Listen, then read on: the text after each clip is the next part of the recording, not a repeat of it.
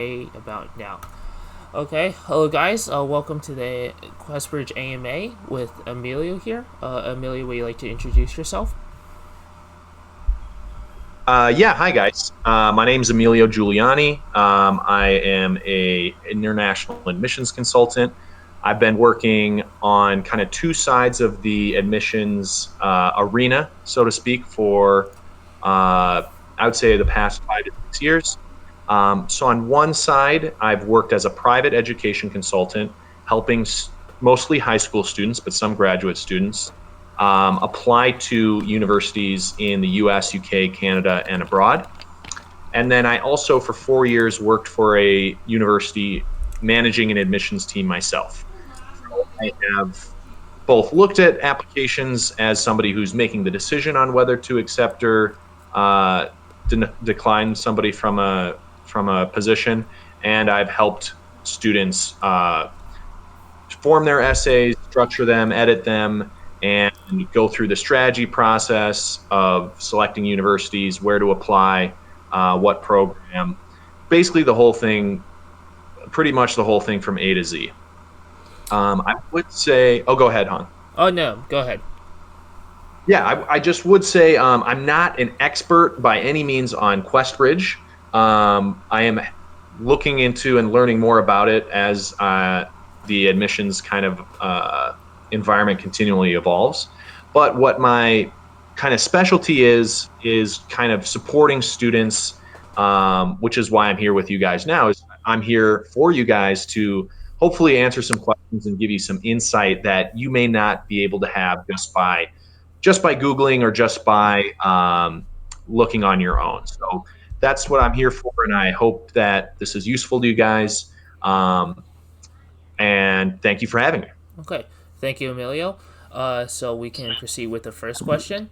Emilio, if you when I ask a question, if you aren't that knowledgeable on it or you can't answer it, just tell me and we can just move on to the next one. Okay.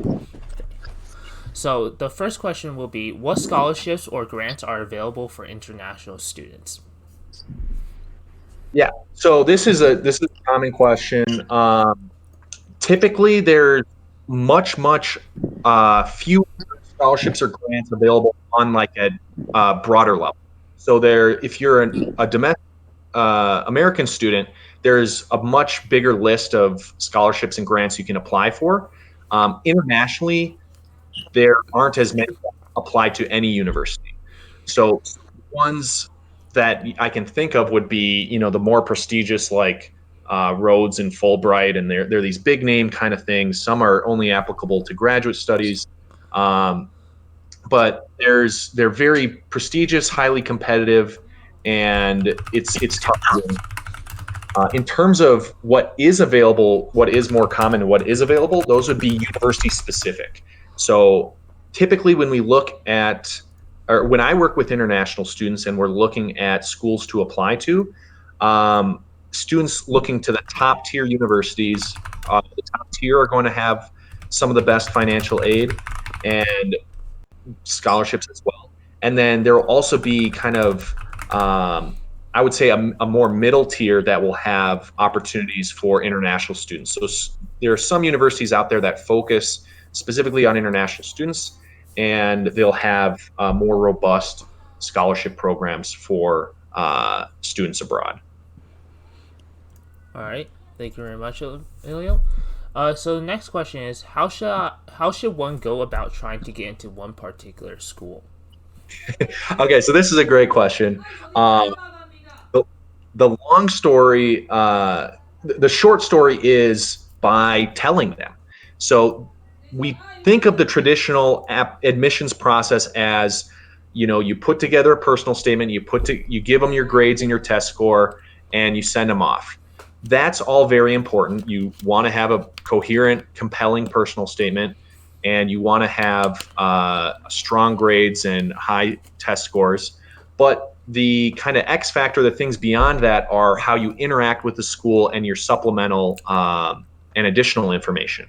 So if a university has an option for optional essays, do those optional essays. If a university has open days, or they have opportunities to meet with faculty or admissions staff. Reach out to them and ask questions. Try and make connections with alumni, with current students, anything that can get you more insight into that university and the unique personality of that university is going to benefit you. Universities and admissions committees definitely can tell when somebody has done their research and they know more about that university. It can be as simple as, hey, I read XY article from Professor so and so, and I found it compelling, and this relates to my research and what I want to do at your university. Um, so there's basic research you can do that you can find online, that you can pull things. I don't recommend rehashing a university's mission statement or kind of, I would say, trite things like that. I would recommend going more in depth, talking with like current students, alumni, building a network. And the deeper the network you're able to build, the more that's going to come out in your writing and in your interactions with admissions. So so focusing your energy on a particular school through the networking is more important than kind of any particular activity or any particular course or things more broadly like that. All right, that was a great answer. So moving on to the next one. Next question is: I have been living in the United States since I was very young, but we are still in the process of getting a green card. Do I still count as an international applicant? If so, how does this affect college admissions? Does it affect my chances for admissions? Does applying for financial aid decrease my chance of admissions at some schools? You can tackle this one one by one, I guess. I just Yeah, realized there was like 5 questions in one. no worries. So typically an international applicant is defined as somebody who doesn't have a U.S. passport, but if they're in the States already, or so somebody who has a passport, U.S. passport, or a green card is typically going to be a domestic student. This is a unique situation because they don't have either of those, but they're inside the United States. So I would think they would have a unique, they would kind of have a unique situation that could be different depending on the school. I would recommend reaching out to an admissions rep at a particular school that the student is interested in and asking them directly, because that's a very valid question that could vary from school to school. I typically would think that they would not count as an international applicant if their primary residence is in the States. Um, how would this affect college admissions? Frankly, I don't think it would count against them because they're not from say, a particular country that has demographics that are overrepresented. Um, so I think it would be a little bit advantageous living in the States versus living abroad. Um, I wouldn't recommend changing your life and just moving to the States just to game the system in that regard, but that's something to keep in mind. Does it affect chances for admission? Chances for admission, I would say that is the same answer to how it Oh. affects college admissions. Mhm. And does applying for financial aid decrease my chances of admission at some schools? So this last one is a little bit different. Um, does applying for financial aid decrease your chance of admission? No. Typically, like across the board, this is almost a resounding no.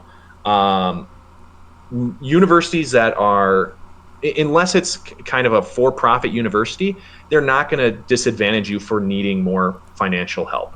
Um, I think the other question that may be implied from this is that if I'm in a kind of an uh, uncertain demographic in terms of, am I international or domestic, does this decrease financial aid?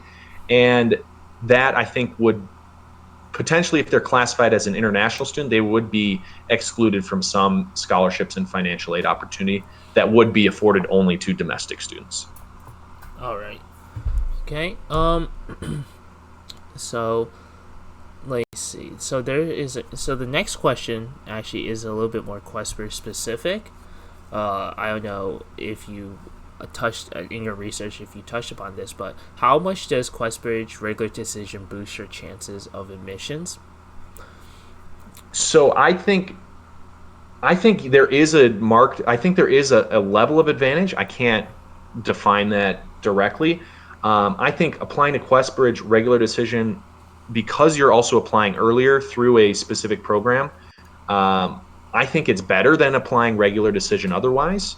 Um, if I were to compare that to, say, early action or early decision, I don't think that QuestBridge necessarily has a significant advantage over early decision in particular, or early action more broadly, um, because it's kind of one of those uncertain things where there's so many students applying in all these different pools that it's gonna even out for the most part when it comes to the difference is going to be when you're applying and the quality of your application. So if you're able to apply earlier with a higher quality application, that's going to be better, and that's more important than whether you apply QuestBridge or regular decision or any other particular method. All right. Yep. Thank you for that one.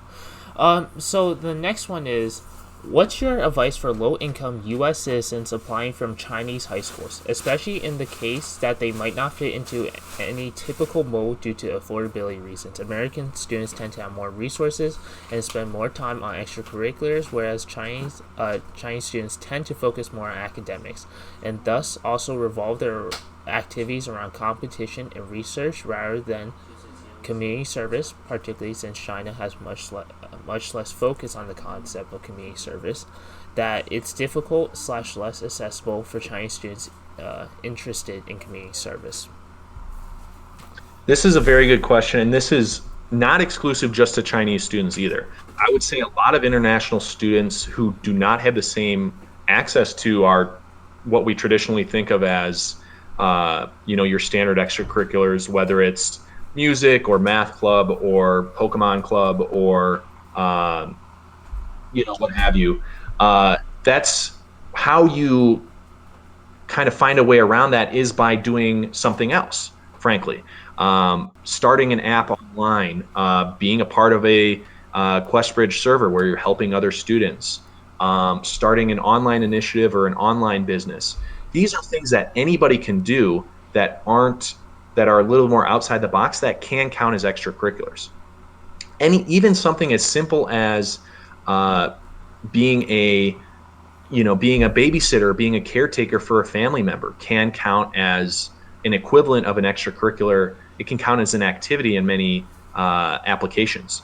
So I encourage students to think outside the box in terms of how can they quote unquote make up for not having traditional extracurriculars. I think given the given the demographic of Chinese students applying, I think it's even more pressing to find something that is different from what your peers are going to be doing. So I think that differentiating yourself from other applicants is comes in many different forms, but find something that interests you and that's exciting and different. Uh, Especially given COVID, I really encourage students to look online for initiatives in terms of leadership and engagement and clubs and things like that. All right, thank you, Emilio. Actually, I do have a follow up question for that, because so in the case of the person asking this question, he is a U.S. citizen. So, do you think that they will factor that in? Because, as you said, international applicants usually consider someone who isn't holding like a U.S. green card or a U.S. passport. But if they are a U.S. citizen, I assume they have at least a passport, right? So, Yeah. will so will they? So how will they? How will that work for them? Will they be compared to other U.S. citizens who are applying, say like a majority of the people in this voice channel right now, and how like much will his context of him being like at a Chinese high school impact his admissions process? Sorry, just to clarify, he's a U.S. national living in China, going to Chinese high school, Yes, correct? yes, So yeah, so in that case, um, I think that would be an advantage because if you have residence outside the United States and you complete all of your high school outside the United States, I believe regardless of passport, you can be considered international, especially if you're um, like given that situation there. So it is a complicated circumstance that can be treated differently by different universities.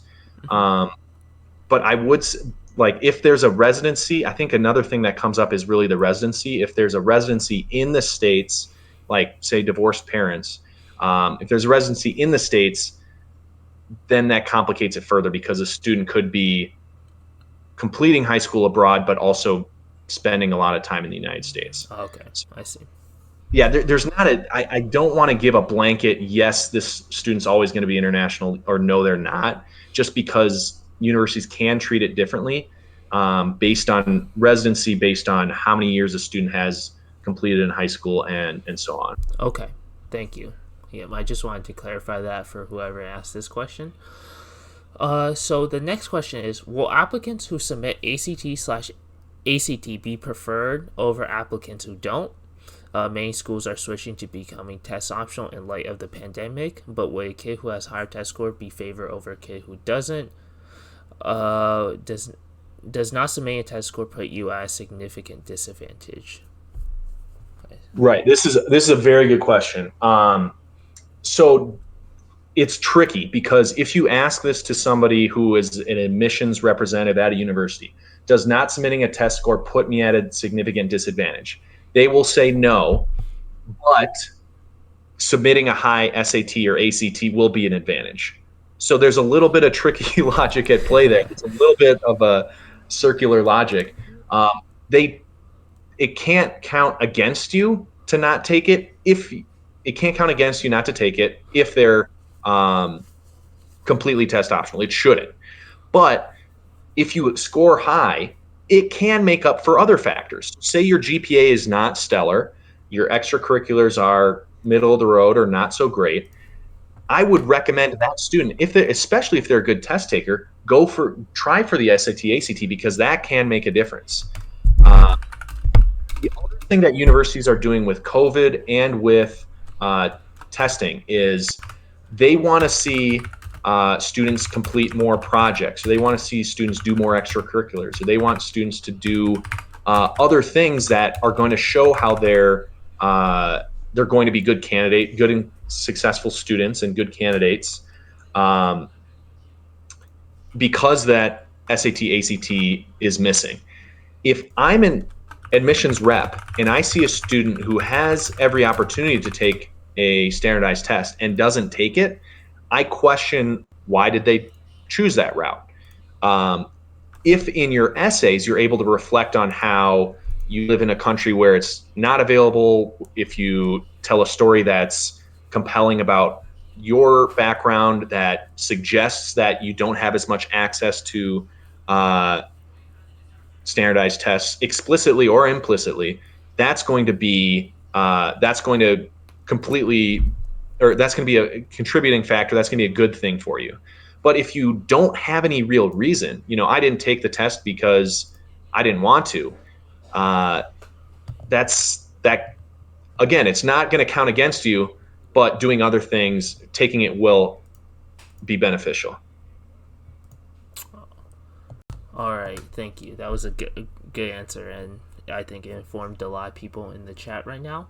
Actually, a follow up to that, two questions. So the first one, I'll let you answer is, what would you define as a high ACT/SAT score? Are you looking at, does the admissions officer like look at like a percentile and consider that the high, or is it looking more at the school data and saying, hey, this is like our average, anything around the average or above or school median is going to be what we consider high ACT, high SAT, especially for these prestigious colleges in the top 20s, top 30s in the US?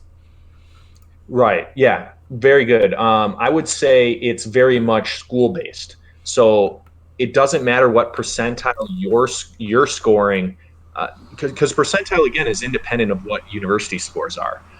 The university is going to look at their particular stats, and if you're above those stats, you have a way higher chance of getting in. If you're at those stats, you have a good chance of getting in. If you're way below their stats, I mean this is pretty intuitive, but um, the percentile I wouldn't worry about as much. I would worry about or not worry, but I would compare to their averages, really. And if you're taking practice tests and you're scoring way below their average, then maybe it's not worth it for you if this is your dream school. Maybe it's worth it for you to take a different avenue and to take SAT versus ACT. I have had some cases where students, not a lot, but some students do much better on one over the other. Also, I took these tests over 10 years ago, so I'm a little bit out of the loop on they've changed the SAT dramatically since I took the ACT. Yes. Yeah. Uh, Yeah, several years back, I think they changed it from like the 2400 like to 1600 Right. again. So, Right. I'm not that old. I'm not your 50-year-old Karen admissions mom, but I am. It's been a bit since I've been out of school. So, can I define a high ACT SAT score? I really recommend looking at long-winded answer to say I recommend looking at the specific schools, and they have every reason to report their reflective data that makes them look good, but is also competitive. So you should know where you stand relative to that. Okay. So the second question I wanted to ask you, there's actually going to be a third one that I was just made aware of. Someone just posted, but the second one is on the topic of like not being able to take it or having like a good reason not to take it, right? Say whether like you're the question pertains more to U.S. Students. If say you can't take the test, or here, let me rephrase it this way: if the rest of your high school has taken like either the ACT or SAT, but you haven't yet, for a lack of a better term, are you basically screwed in that aspect? Definitely not. I wouldn't say you're screwed. One of my favorite parts, and knowing other admissions reps, one of the best ways for the most kind of obscure things you can think of, or anything that's not anything that's more outside the box, or like, hey, this situation is really unique to me. I would bring up the additional information section. So if everybody else in your high school class took the test, but you didn't, that's an opportunity to say, you don't say, hey, everybody else took it. Don't let them know that you're the only one who didn't take it. But in a place like the additional information section, you can write, here's the situation why I didn't take it, if you have a valid reason for it. Okay. So I know the pandemic has caused the College Board and the ACT to just cancel like test dates over and over again. Do you think that students should be putting that in the additional information section? Because I would assume a lot of high school juniors / seniors are also struggling to get a test date in themselves.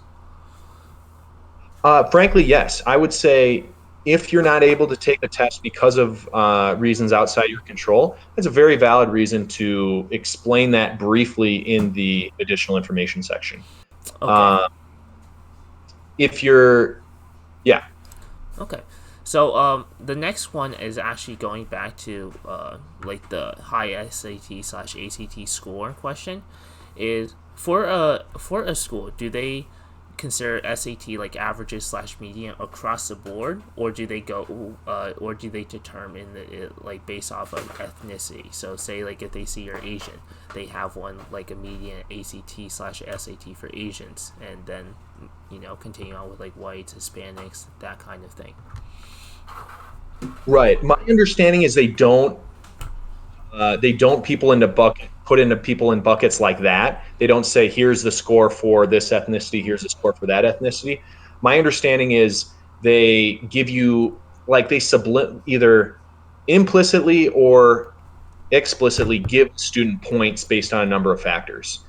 And so high ACT is going to give you more points. Being from an underrepresented minority group is going to give you more points. Having a compelling personal statement is going to give you more points. And so they have their own way of evaluating students, that it's not going to be like, given the admission scandals that have happened previously too, they know they can't be explicitly say, hey, we prefer X ethnicity over another, these kind of things. If they're smart, they know they can't do that. But there are ways. I know that there's ways that universities kind of get around this. If you think about the Harvard lawsuit and things like that, they talk about leadership and they talk about unique opportunities. So those are ways to those are ways that they get around. Well, we need more students from X ethnicity. We're going to put more points on students who score, who have more leadership or have unique Okay. opportunities. Yeah. Okay. Thank you very much for that. That was enlightening. Um, and then the next question is, if I expect to become a permanent resident during the first year of college, and I don't apply or can't apply for financial aid when I apply to college, will I be eligible to apply for financial aid after I become a permanent resident after my first year of college? So in this situation, the student would not apply for financial aid as a as an applicant, but then they would apply once they become a permanent resident. Yeah, it seems so. So basically, when they apply as an applicant, they won't. They, I mean, I would assume if they're not a permanent resident yet, I assume they're like considered an international applicant then. Right. I would say it may open up more scholarship opportunities for them if they become a permanent resident. Um, would you be eligible for applying to financial aid that you wouldn't otherwise as an applicant through going through that process? I would have to again say it's school specific, and I would encourage that student to reach out to specific admissions reps because it may very well be different from school to school. All right, thank you for that answer. So the next one is, I can give you a few moments to think about this one, but which U.S. universities offer need-blind financial aid for international students, and which U.S. universities offer scholarship for international students? So I'll tackle the second one first. Which universities offer scholarships for international students? Good ones. If you don't offer scholarships for international students, what are you doing? Um, the top universities are going to offer more scholarships and better financial packages. Um, in terms of which specific universities, I have some resources I would try and share with you guys uh, that have some great info on that. It's hard for me to pick out some specifically, especially in terms of which are blind financial aid versus not. All right. Um, but yeah, we can move on to the next one. Maybe in the future, if you have the chance, you could share those resources Yeah, with the server. I might have it up here early. Like, I might be Okay. able to pull it up without too much hassle. Okay, I can give you a few minutes. Thank you. But go ahead and I can take another question too. Okay. I mean, the next one is just saying thanks in advance, Emilio. So there's a thank you from someone.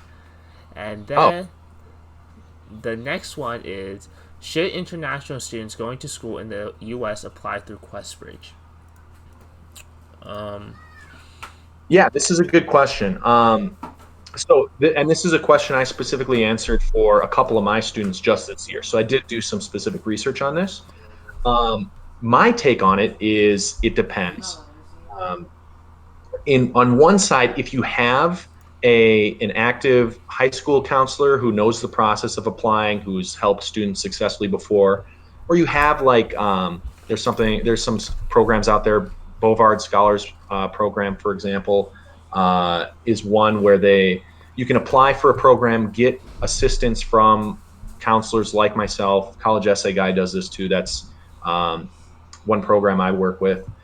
So through these different programs, if you're able to connect with somebody who kind of knows the ins and outs of the process, that person can be a huge resource for you. And then utilizing that resource kind of negates a lot of the uh, advantage or a lot of the benefit of QuestBridge. So QuestBridge, the thing I don't like about QuestBridge is it's limiting in how uh, you aren't able to apply it to as many universities early action, and there's less flexibility. So if you get into one university that's on your you get selected with one from your QuestBridge list, you're committed to that university.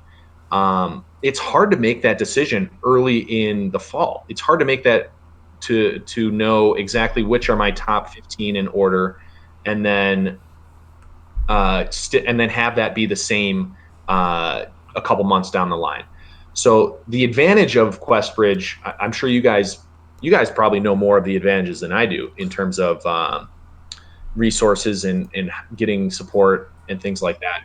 But I would just point out the disadvantage is you may not have the same favorite school now as you do 5 months later. If you don't apply with QuestBridge, you have another kind of round of decision making, which can be difficult because you're weighing options.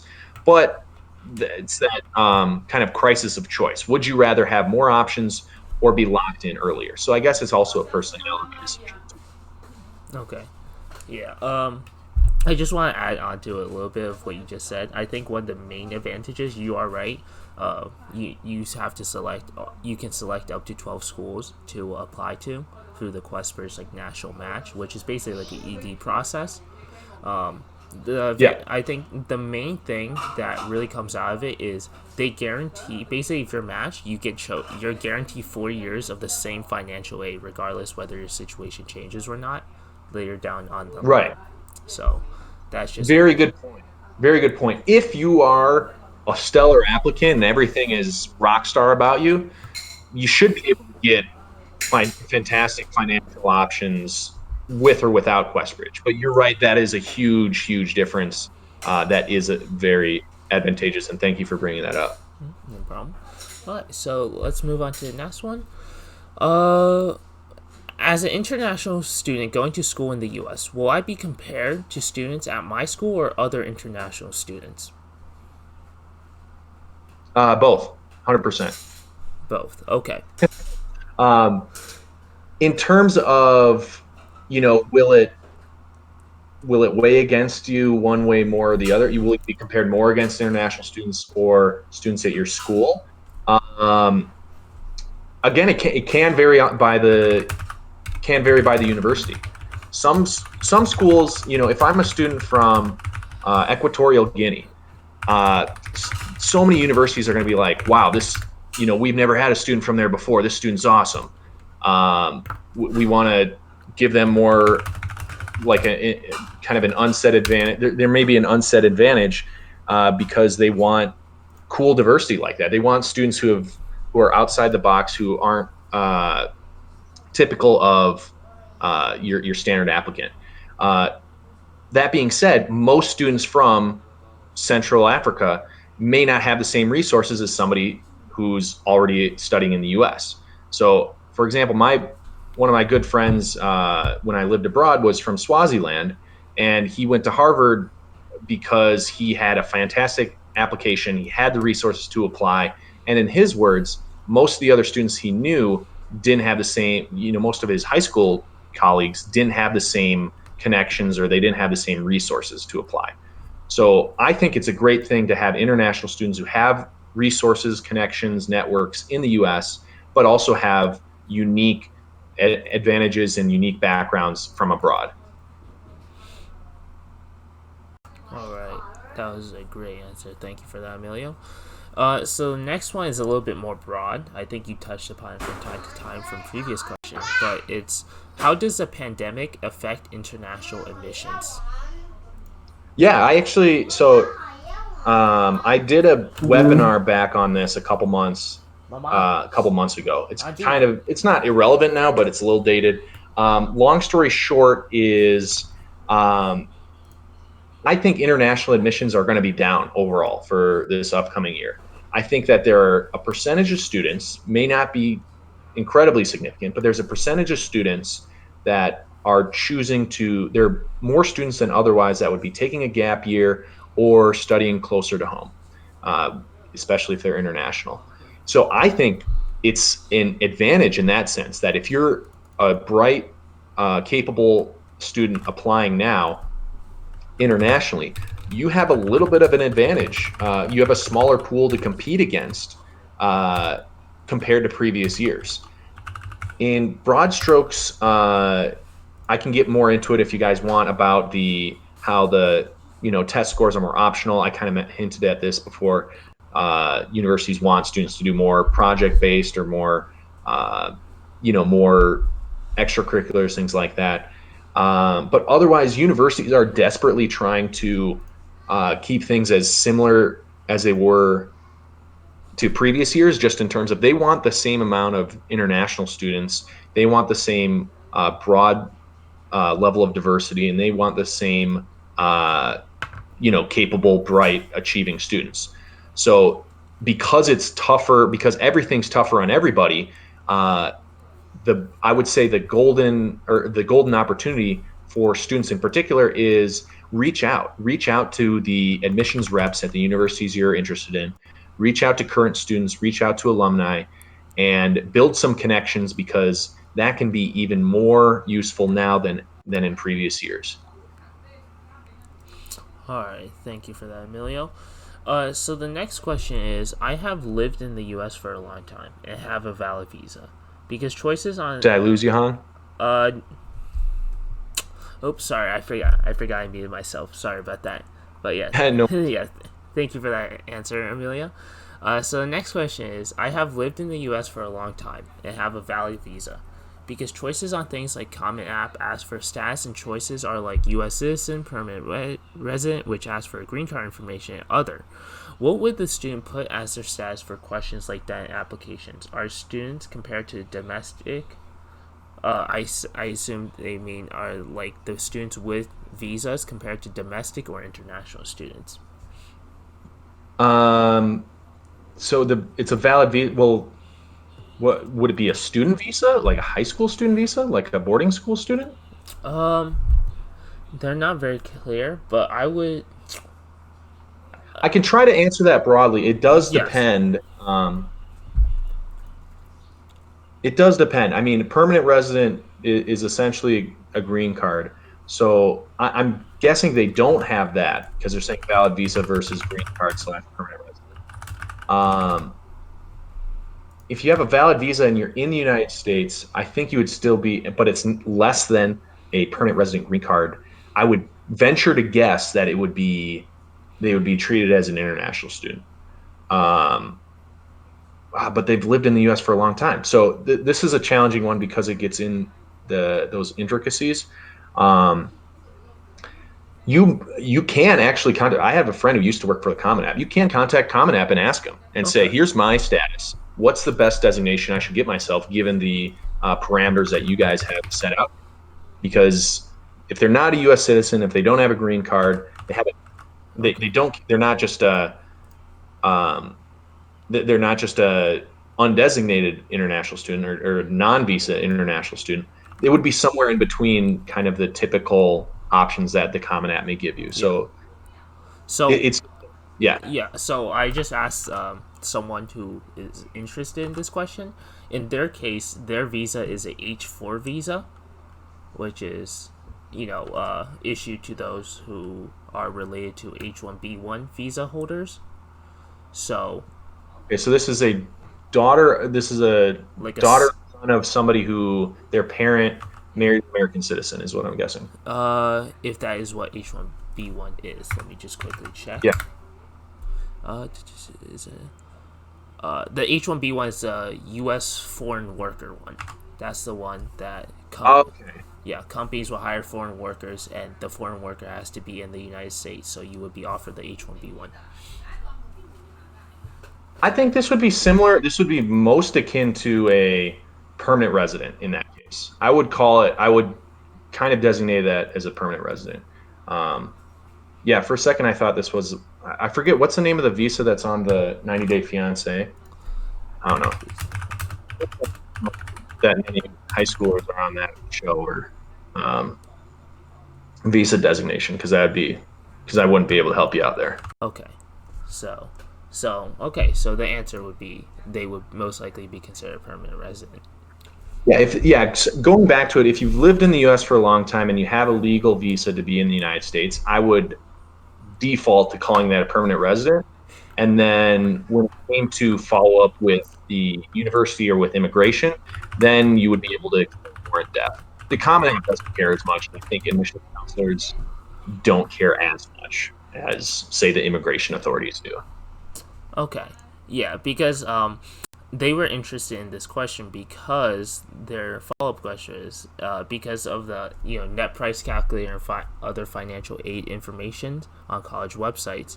The website is usually divided to Citizens International DACA, but so I guess in this case he could just look for the permanent resident one because I would lean towards that. I can't say that with utmost confidence, but that's what I lean towards. I would, encourage that student to reach out to Common App directly and or admissions reps at some of their interested universities. yes, okay, yeah. So I would say yes. So Logic and Shristi, for you guys, if you guys are listening, then I would recommend what Emilio said. Go to reach out to Common App because they did Shristi did bring up that if you put permanent resident, it does require like the green card number, which of course a H4 visa would not have. But okay. Yeah, I would say generally, everybody knows the Common App and private direct applications are imperfect. There's always going to be situations where students are not applicable to the options given, and the best thing you can do is to answer as honestly and as logically as you think. They're not going to fault you if you if you in good faith. I think that's the key word there. In good faith, you're representing yourself as accurately as possible. As long as you're not trying to game the system or deceive the system, it's not going to count against you to put what you think is most accurate. And this isn't just for your immigration status, but for other things as well. Anything from demographics to at anything that is categorical like that, I would say. Okay. Thank you very much, Emilio. So that was actually our last question for this AMA, as it seems like everyone else was very pleased with your answers. So I want to give a big thank you to you, Emilio. Thank you for taking your time out of your schedule to come on here, do this AMA with us. Do you have any last words or final thoughts to give to these upcoming seniors who are about to be applying? Because actually the QuestBridge application is opened already. So do you have any tips, any final thought to give them? I do. I have some very profound, life-changing thoughts for you guys. I don't know if it's going to be that great, but I would just say you guys are in a very, very difficult position. Applying for universities is incredibly stressful. The process is needlessly complicated, and you guys are already on top of the game. Even if you don't feel like it, you guys are way ahead of the curve by asking questions, by looking for resources, by connecting with fellow students, frankly, and encouraging one another and being a part of a community that's looking to help one another in the application process. So I would remind you guys that you guys are already doing fantastic. Between now and when you send in applications, the best thing you can do is to continue to research, continue to ask questions, and keep your head up, because it's a tough process and it's going to get people down at times. But I think you guys can get through it, and I got through college, so it's possible. Thank you very much, Emilio. And just final thought is a few of the people here seem to want to contact you after this AMA. Will you be willing to share your email address with them, or can they contact you through Discord, since you are appearing through the roles on the Discord server? Yeah, I would encourage people to use Gmail. Because I just don't check Discord as much. But I would encourage people to email. You can contact me on Discord. I just know I may be slow in replying. But my email, I'll give it to you, Hong, separately. It's E3, and then my last name's Giuliani, Giuliani @gmail.com. So feel free to ask me any questions. I'm really here because I enjoy helping students. Not really making, I'm not really making, $50 an hour off this, or, the consulting isn't my cash cow. I'm going to law school soon, and we'll see how that turns out. But I honestly do this because I care about education. I think international students in particular are an incredible and integral part of the American education system. And I think the American education system is one of the best things America has going for it, because there's some other things that aren't so great. Okay. Yeah, thank you very much, Emilio. I just want to say thank you again for taking time out of your schedule to do this. I know many people are very appreciative of this. Thank you for letting me record this AMA. And I would say good luck. My final thought is just good luck with law school in the future. All right. Thank you so much. Best of luck to you guys as well. Keep your heads up, keep rocking.